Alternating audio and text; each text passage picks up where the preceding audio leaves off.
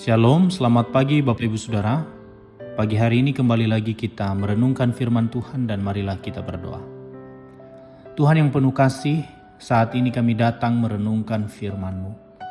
Tenangkanlah hati dan pikiran kami, bukalah telinga rohani kami agar kami peka mendengar suara-Mu. Biarlah firman-Mu hari ini menegur, menguatkan dan membentuk hidup kami. Pimpin kami oleh Roh Kudus-Mu, supaya kami tidak hanya menjadi pendengar, tetapi pelaku firman-Mu. Dalam nama Tuhan Yesus kami berdoa. Amin. Bapak Ibu Saudara, tema renungan kita pagi hari ini yaitu taat di jalan sunyi. Kisah Para Rasul pasal 8 ayat 30a. Lalu pergilah Filipus ke situ dan mendekati kereta itu. Bapak Ibu Saudara, pernahkah kita merasa Tuhan membawa kita ke jalan yang sunyi? Jalan yang tidak ramai, tidak terlihat penting, dan bahkan terasa seperti tidak berarti apa-apa. Dalam Kisah Para Rasul pasal 4, Filipus diperintahkan Tuhan untuk pergi ke sebuah jalan yang sepi. Tidak ada penjelasan panjang, tidak ada janji hasil. Hanya satu hal yang jelas, Tuhan memanggil dan Filipus taat. Ketaatan Filipus membawanya kepada sebuah perjumpaan ilahi. Seorang sida-sida dari Ethiopia yang sedang membaca kitab Yesaya, ia membaca kitab suci tetapi tidak memahaminya. Disinilah kita belajar, membaca firman Tuhan tidak selalu berarti mengerti kehendak Tuhan. Karena itu Tuhan sering memakai orang lain untuk menolong kita memahami kebenarannya.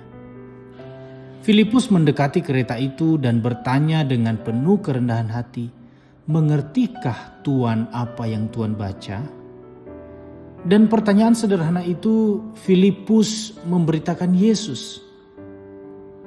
Dan melalui ketaatan yang sederhana, sebuah hidup diubahkan.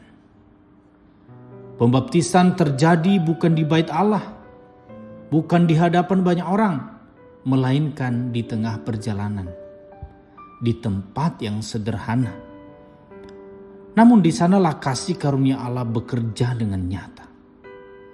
Saudara, seringkali kita menunggu pelayanan besar, kesempatan yang terlihat, atau panggung yang disorot, padahal Tuhan sering bekerja melalui ketaatan kecil yang dilakukan dengan hati yang setia. Jalan sunyi bukan tanda Tuhan absen. Justru di sanalah Tuhan membentuk dan memanggil kita. Hari ini mungkin Tuhan tidak memanggil kita ke tempat yang ramai, tetapi Ia memanggil kita untuk taat. Taat mendengar suaranya, taat melangkah meski tidak mengerti semuanya, taat menjadi alat kasih-Nya bagi satu jiwa yang Ia percayakan. Kiranya kita belajar setia, bahkan ketika tidak ada yang melihat. Amin. Kita berdoa. Bapa yang baik, terima kasih untuk firman-Mu hari ini.